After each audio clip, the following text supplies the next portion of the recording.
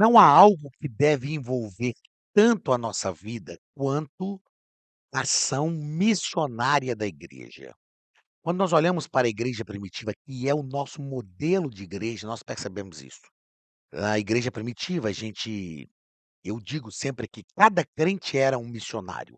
Hoje nós temos instituições que dão curso de formadores de consciência missionária. Olha que absurdo. Eu dizer que sou crente, mas não tenho consciência missionária. Se eu não tenho consciência missionária, será realmente que eu sou cristão? Infelizmente, nós precisamos hoje sim de uma atuação intensa para formar consciência missionária em cristãos, que já deveriam, só de ser cristãos, ter uma consciência missionária. A gente vai analisar que no Novo Testamento, a igreja primitiva já tinha esta consciência e nós precisamos resgatar este princípio para a nossa vida. Onde você chegar, o missionário precisa estar colocando os pés. Onde você colocar os teus pés, a voz de Deus tem que ser ouvida. Como ouvirão se não há quem pregue? Como pregarão se não forem enviados? Deus já nos enviou e a cada lugar que nós chegarmos, a voz de Deus tem que ser ouvida através da pregação do evangelho. Que isto seja uma verdade na nossa vida. Na aula de hoje estudaremos a lição de número 4 do dia 22 de outubro de 2023, lição de número 4, do dia 22 de outubro de 2023. O título da nossa lição o título da nossa lição é, tá aí na sua tela, Missões Transculturais no Novo Testamento. Na lição passada nós estudamos sobre um Deus missionário, a missão transcultural de Deus no Antigo Testamento, e agora vamos pensar essa missão transcultural nas páginas do Novo Testamento. É claro que é muito mais evidente esta ação missionária transcultural de Deus no Novo Testamento, é muito mais evidente que no Antigo Testamento.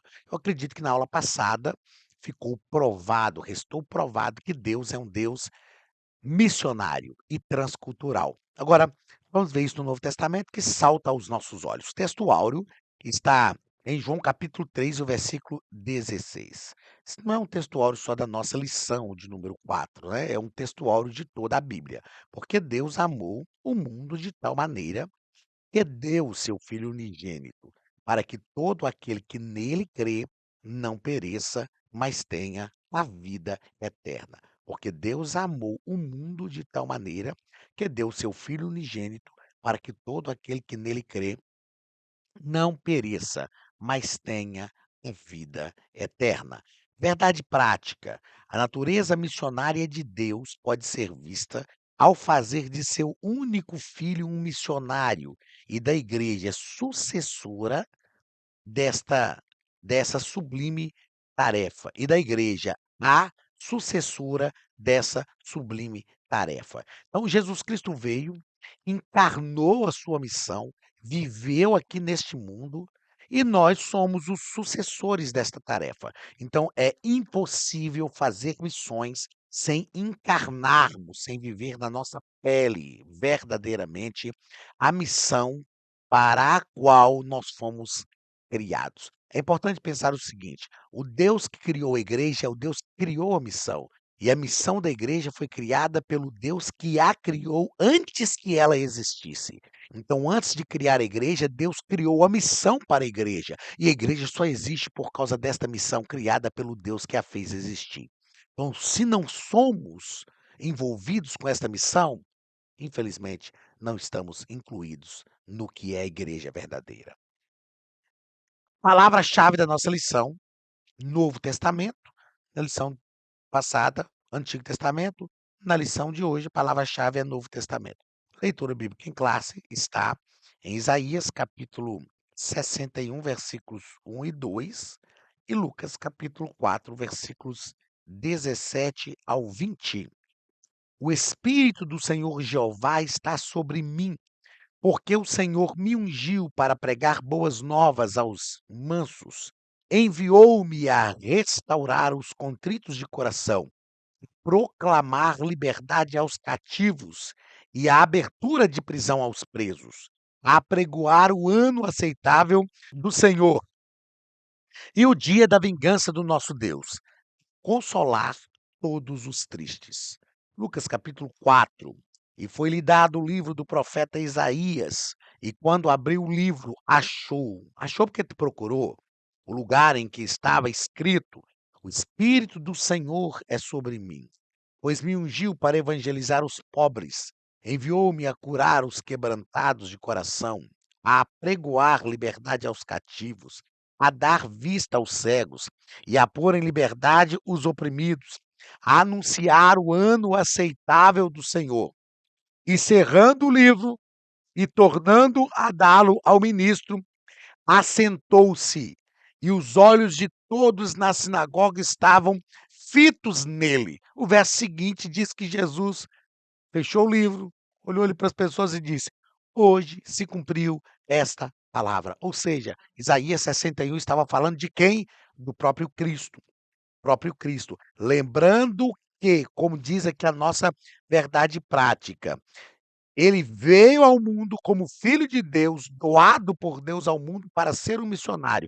E eu e você, como igreja, somos os sucessores dessa sublime tarefa. Se nós somos os seus sucessores, nós precisamos passar pelo mesmo caminho que ele passou. Entender que o Espírito do Senhor está sobre nós e que nós também fomos chamados por Deus para pregar este evangelho ao mundo.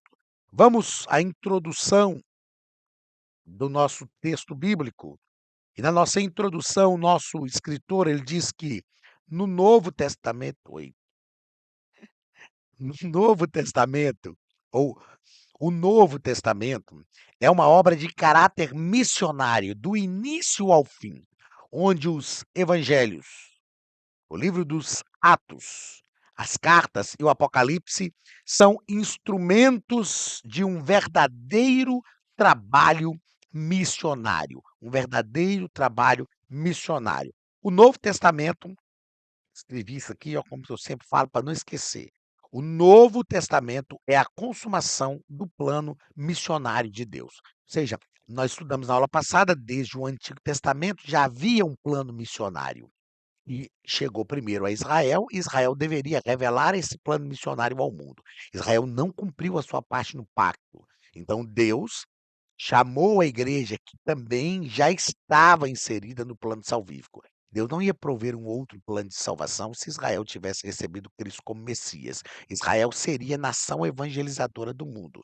Então a igreja agora foi chamada por Deus para dar continuidade a esse projeto. E aqui estamos nós. A igreja primitiva cumpriu a sua parte no plano. A igreja primitiva conseguiu, em 3 décadas aproximadamente, 3 décadas e pouca, alcançar o mundo habitado da sua época, e hoje este é o nosso desafio. Vamos lá, primeiro ponto.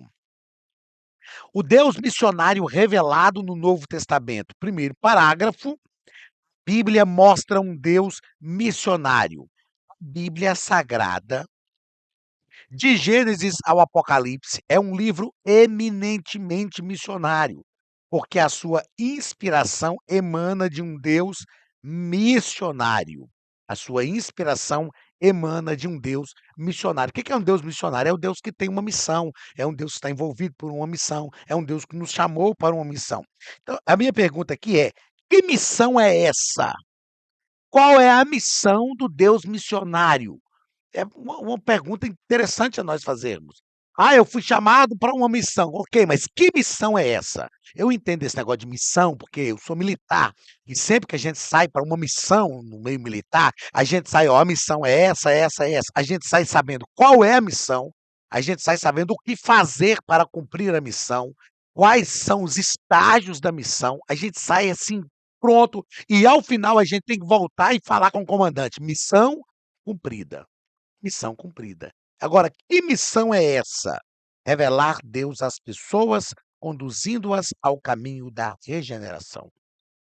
Esta é uma missão que envolve Gênesis 3:15, quando o Senhor disse que a mulher ia gerar uma serpente, a mulher ia gerar uma semente que ia pisar a cabeça da serpente. E essa semente é Cristo. E nós sabemos muito bem que Cristo é o ápice, o clímax, a maior revelação de Deus à humanidade. Então, que missão é esta? Que missão é essa, minha gente? Revelar Deus às pessoas, conduzindo-as ao caminho da regeneração. Como que eu revelo Deus às pessoas? Porque Deus está comigo, o Senhor está comigo. Imagine que eu tenho um amigo que você não conhece, você quer conhecer esse amigo. Então eu combino com você, ó, dia tal, vai lá na minha casa e convido esse amigo, vai lá também dia tal e apresento vocês dois. É isso que nós fazemos. E como é simples. A nossa missão é andar com Cristo, estar com Ele, viver com Ele, conhecê-lo, estar com Ele o tempo inteiro.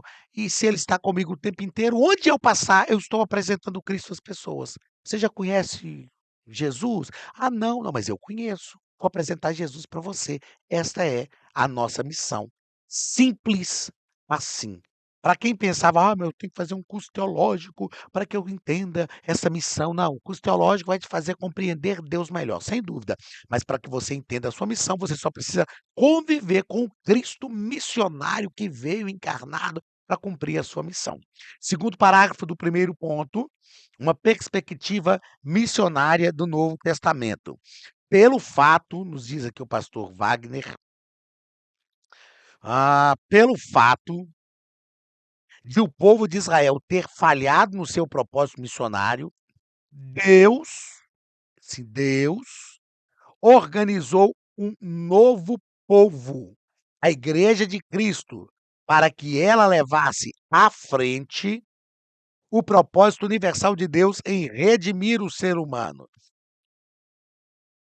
Ah, então, você pode falar: "O Anderson, você falou que a igreja não é um plano B, mas a igreja foi um novo povo que Deus organizou, o pastor Wagner acabou de falar isso aqui". Ok, a igreja foi um novo povo que Deus organizou para a missão que era para Israel. Qual era a missão de Israel? Evangelizar as nações do mundo. Israel não fez isso.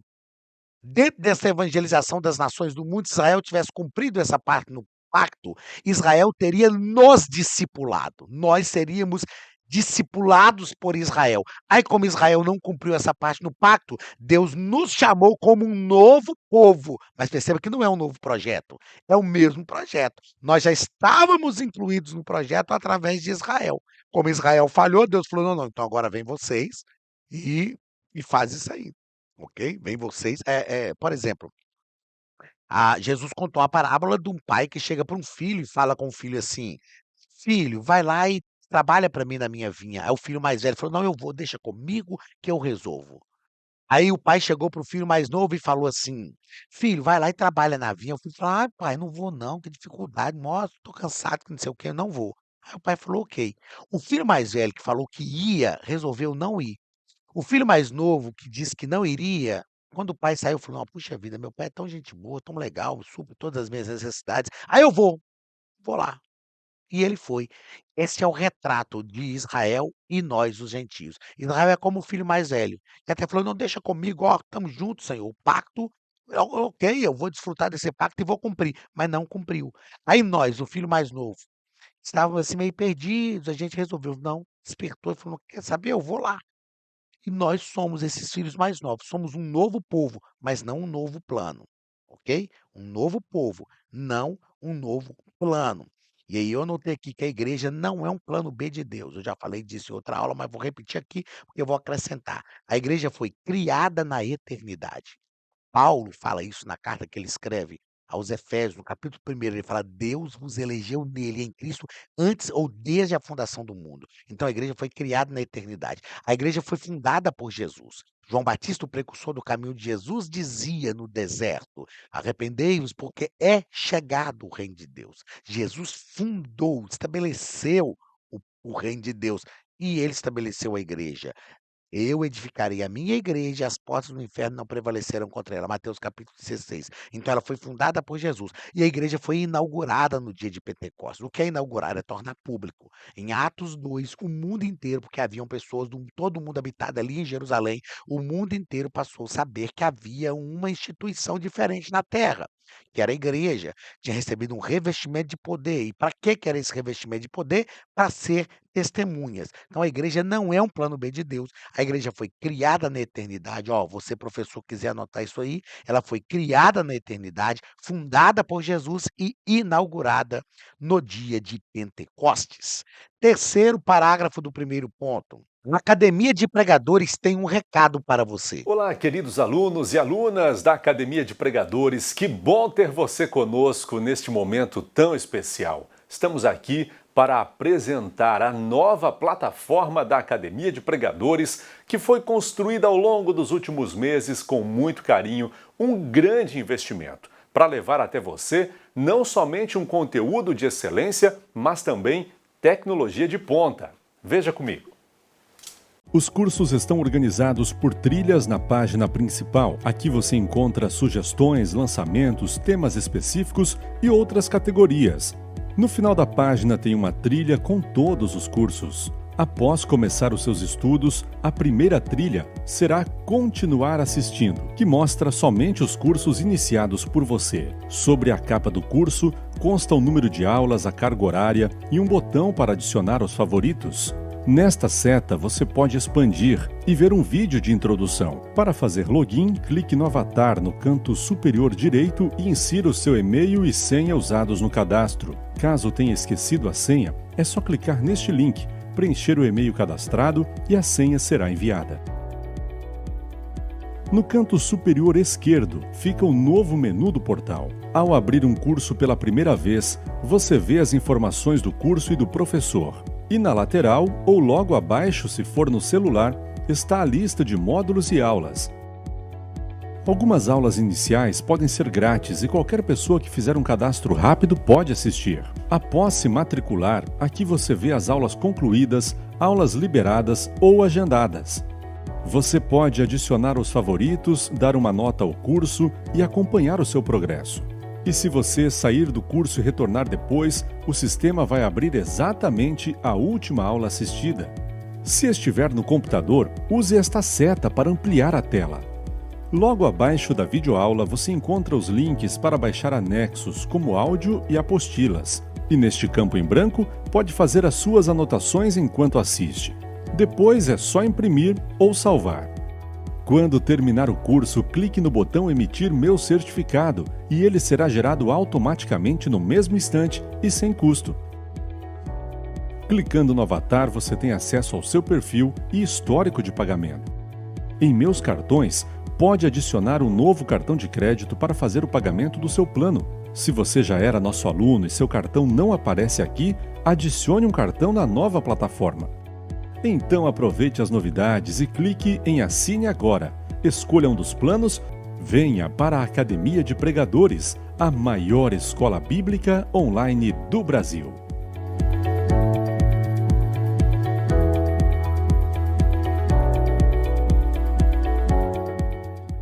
Primeiro ponto. A igreja à luz dessa revelação. De qual revelação? A revelação missiológica. À luz dessa revelação bíblica, a de ser missionário nas páginas do Novo Testamento, a Igreja de Cristo tem uma tarefa inacabada. Qual é a tarefa inacabada? Anunciar o evangelho a toda criatura. Eu substituo esse termo de tarefa inacabada, eu substituo esse termo por vou escrever em cima do texto aqui, mas vai dar para você enxergar bem aí na sua tela, por estilo de vida. Eu entendo e não estou aqui criticando o pastor Wagner Gabi, quando ele fala tarefa inacabada. É uma nomenclatura que nós utilizamos para falar o seguinte: a igreja tem uma tarefa que ela ainda não acabou. Eu gosto, pedagogicamente, de usar o termo estilo de vida. Por quê? Porque estilo de vida é aquilo que eu assumo, é o estilo de vida que eu assumo viver. Então, eu assumo viver eu resolvo assumir viver este estilo de vida. Qual o estilo de vida? Ser um missionário, o tempo inteiro da minha vida. E eu fiz questão de escrever aqui, para que você quiser anotar aí, ó. A igreja só é igreja quando é envolvida pela missão, que é o seu real propósito. Ou seja, se eu não estou envolvido pela missão da igreja, eu não estou envolvido com a igreja e não sou igreja. A igreja só é igreja por causa do real propósito que a faz existir, que é ser missionário. Agora, se eu nem sei qual é o propósito da igreja, isso quer dizer que eu nem sei ainda que a igreja existe. Então, como é que eu sei que eu sou igreja? Quando eu estou envolvido pelo mesmo propósito que a igreja existe. Aí sim, eu verdadeiramente sou igreja de Jesus. Segundo ponto da nossa lição: missões nos evangelhos e em Atos dos Apóstolos. Primeiro parágrafo nos evangelhos. De acordo com os evangelhos, Jesus é o enviado de Deus para salvar e tornar seu povo uma agência missionária. Veja só, é importante a gente entender a visão panorâmica dos blocos de livros da Bíblia. O Antigo Testamento tem 4 grandes blocos de livros, que são o Pentateuco, os livros históricos, os livros poéticos e livros proféticos. O Novo Testamento também tem 4 grandes blocos de livros, que são os Evangelhos, o livro histórico, que é o livro de Atos, as cartas, que são um compêndio doutrinário, e o Apocalipse, que é a revelação de Deus. Então, qual é a visão panorâmica? Vamos lá, nós temos aqui, ó. Qual é a visão panorâmica dos evangelhos, que são os biográficos? Os evangelhos. E aí, ó, é o que eu anotei aqui e vou ler para que você anote como professor de escola dominical. Os evangelhos fazem uma anunciação da pessoa e da obra de Cristo. É isso que os evangelhos fazem. Anunciam, proclamam a pessoa e a obra de Cristo. Qual é a função missiológica dos evangelhos? Nos ensinar a proceder de igual modo que ele. O que Cristo foi, assim é o que eu devo ser. Assim como Cristo agiu, como ele viveu, o estilo de vida que ele assumiu viver, é o estilo de vida que eu devo viver também. Aí sim eu vou conseguir ser efetivo como igreja. Então, missões nos evangelhos. Os evangelhos proclamam a pessoa e a obra de Cristo, a fim de que aquilo que ele é, eu me torne também. Segundo parágrafo do segundo ponto, nos Atos dos Apóstolos. O que Qual é a visão panorâmica? O que é, né, o livro de Atos? Qual é a visão panorâmica de Atos dos Apóstolos? O livro de Atos faz um registro da história, da evolução da história da igreja primitiva. E o pastor Wagner Gabi, ele nos mostra aqui no livro de Atos, ó, Filipe foi o primeiro missionário transcultural da igreja primitiva, enviado para a estrada de Gaza pelo próprio Espírito Santo. Depois, outro episódio importante é o de Pedro, quando Deus dá uma revelação a Pedro, não é? Deus dá uma revelação de Pedro e ele reconheceu que para Deus todos os seres humanos são salvos pelo amor divino, deixando claro que a sua mensagem é dirigida a a todas as pessoas, independente independente de sua nacionalidade. Aquela visão dos animais que Pedro julgava impuros, e Deus mostrou para ele e falou: "Pedro, come esses animais". Ele falou: "Eu não como coisa impura". E Deus falou com ele: "Não diga que é impuro aquilo que eu já purifiquei. Ó, vai chegar um pessoal na sua casa e já, enviado de Cornélio, vai com eles, porque eu tenho uma obra para fazer lá". O que nós aprendemos missiologicamente com o livro de Atos? O Espírito Santo é quem dirige a história da igreja. E a história da igreja é uma história de missões. Eu já falei aqui na aula passada sobre, o seminário de história de missões. O Espírito Santo é quem dirige a história da igreja, a história da igreja é uma história de missões. No livro de Atos, o anjo do Senhor falou com Filipe. O anjo do Senhor aparece a Filipe e ele vai. Ou seja, o que motiva a ação da igreja em Atos é o próprio Deus. O livro de Atos pode ser chamado, de acordo com alguns historiadores, e comigo também, porque eu concordo, de não só de Atos dos Apóstolos, mas Atos do Espírito Santo através dos apóstolos. Terceiro parágrafo. Nos Atos dos Apóstolos, os missionários Paulo e Barnabé. Aí nós temos o apóstolo Paulo De perseguidor dos cristãos, tornou-se apóstolo dos gentios. Eles estavam na igreja de Antioquia e nesse contexto, vamos lá, deixa eu marcar isso aqui que eu já leio. Neste contexto, temos também Barnabé, que após ter sido enviado pelos apóstolos a Antioquia para pastorear os que se converteram, que foram as conversões que estavam ocorrendo na igreja gentia. Em princípio, a igreja de Atos era uma igreja judaica e começaram a acontecer conversões no meio dos gentios. Então, eles enviaram Barnabé a Antioquia. Eles se converteram por meio da pregação dos dispersos de Jerusalém pela perseguição, foi enviado depois, Barnabé depois foi enviado pela igreja de Antioquia. Então, Barnabé já foi como missionário de uma igreja judaica para a igreja de Antioquia, que era uma igreja gentia, porque os gentios estavam se convertendo ali. E depois ele foi enviado de Antioquia, juntamente com Paulo, pelo poder do Espírito Santo, para o campo missionário. A igreja estava orando e o Espírito Santo disse: Apartai-me a Barnabé e a Saulo para a obra que eu os tenho chamado, mostrando que toda ação missionária da igreja deve ser precedida de oração, deve ser gerada por oração e deve aguardar a voz do Espírito Santo. Terceiro ponto da nossa lição: a missão cumprida nas cartas e no Apocalipse. Primeiro, nas cartas paulinas, o apóstolo Paulo escreveu suas epístolas como um missionário e seu objetivo missionário era instruir nos assuntos doutrinários e práticos as igrejas que ele plantava. Então, este era o objetivo de Paulo. As cartas, na verdade, são um compêndio doutrinário. O que é um compêndio doutrinário? As cartas produzem um ensino do que é o estilo de vida cristã esperado por Deus da sua própria igreja e de cada um de nós como membros desta igreja. Então, Paulo escreve as suas cartas com o objetivo missionário para instruir nos assuntos doutrinários e práticos as igrejas que ele plantava. Depois, as epístolas gerais, como eu disse, já que as cartas são um compêndio doutrinário, se você quiser anotar isso aí, ó, as cartas ensinam um modo de vida cristã missionário. Então, as cartas são um, um, um estilo de vida, um compêndio doutrinário que nós aprendemos com a palavra. Então, as cartas ensinam um modo de vida cristã missionário, que promove ensino doutrinário capaz de formar um verdadeiro discípulo de Jesus. Então, o que é este modo de vida cristã missionário que as cartas nos ensinam? É um ensino doutrinário capaz de formar um verdadeiro discípulo de Jesus. Este é o grande objetivo missionário das cartas gerais. E aí nós temos o Apocalipse. Olha aí na sua tela, no Apocalipse. Nesse livro,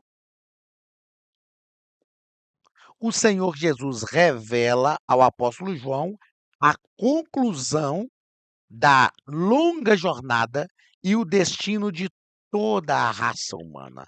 O Apocalipse é o fechamento de toda a história da humanidade. João escreve Apocalipse à igreja que estava sofrendo perseguições, e João escreve para provar para a igreja o seguinte: olha, suportem a perseguição, porque nós somos igreja do Deus vivo, Cristo vencedor. E no Apocalipse, João mostra à igreja o Cristo vencedor, deixando claro o seguinte: se Cristo venceu, a igreja de Cristo também é vencedora. Então, olha o que eu notei aqui, ó, o Apocalipse declara a vitória de Cristo, bem como de todos os que estão envolvidos na missão de Cristo. Então, o Apocalipse está nos ensinando o seguinte: se eu estou envolvido na missão de Cristo e Cristo venceu, isso quer dizer que eu vencerei também. Então, o Apocalipse, ele fala da revelação. Qual é a revelação? De Deus, a vitória de Cristo sobre todas as coisas. Nós temos então aqui uma visão panorâmica do Novo Testamento e uma prova de que Deus, no Novo Testamento, também é um Deus transcultural. O Novo Testamento, como falamos aqui, é do início ao fim missiológico e transcultural. Vamos então a algumas considerações importantes que, como você sabe, nós estamos fazendo durante esse trimestre. Primeira consideração importante: nos evangelhos aprendemos a encarnar a missão e viver através do exemplo de Cristo, do Cristo encarnado. Não há como ser um missionário se a gente não encarnar a missão. O que é encarnar? É viver a missão na nossa própria pele, na nossa própria carne, é não abrir mão da missão. É por isso que eu disse que para mim, pedagogicamente falando, missão não é só uma tarefa inacabada, é também uma tarefa inacabada, mas missão tem que ser um estilo de vida. Jesus encarnou e viveu plenamente a sua missão, né. 100% homem, 100% Deus. É um termo que se utiliza muito e que pedagogicamente eu não gosto de utilizar, eu gosto de falar: Jesus foi Deus que viveu a humanidade plena. Então, nos evangelhos nós aprendemos com essa declaração de Cristo, com essa proclamação de Cristo que os evangelhos fazem, nós aprendemos a encarnar a missão e viver através do exemplo do Cristo encarnado.